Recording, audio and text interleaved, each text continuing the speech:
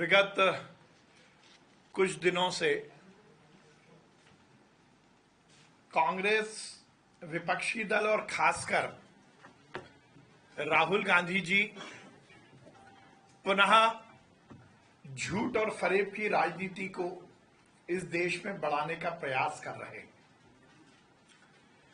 उनके पास एक टीम है जो कि सेंसेशनल शब्द देकर इस देश के संविधान, इस देश की संवैधानिक परंपराएं, इस देश की संवैधानिक संस्थाएं और इस देश के लोकतंत्र को बदनाम करने की लगातार कोशिश करती है। वोट चोरी एक ऐसे शब्द को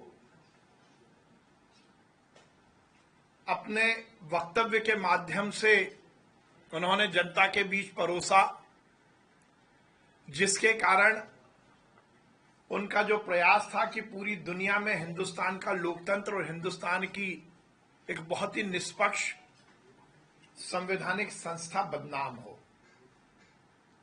और ये काम कांग्रेस हर समय से करती आई है। 1947 के बाद, आजादी मिलने के बाद इस देश की जनता ने कांग्रेस को लंबे समय तक शासन करने का अधिकार दिया, शासन करने का आदेश दिया।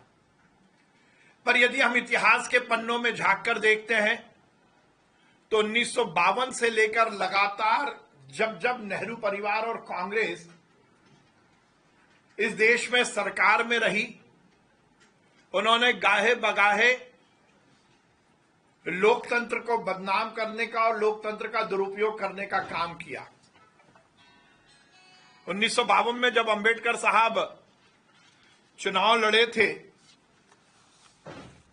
और जिस प्रकार से कांग्रेस ने और नेहरू जी ने स्वयं उन्हें चुनाव हराने के लिए षड्यंत्र किया था, उनकी चुनाव में लगभग 74,333 वोटों को खारिज कराया गया था और अंबेडकर साहब केवल 14,561 वोट से हारे थे।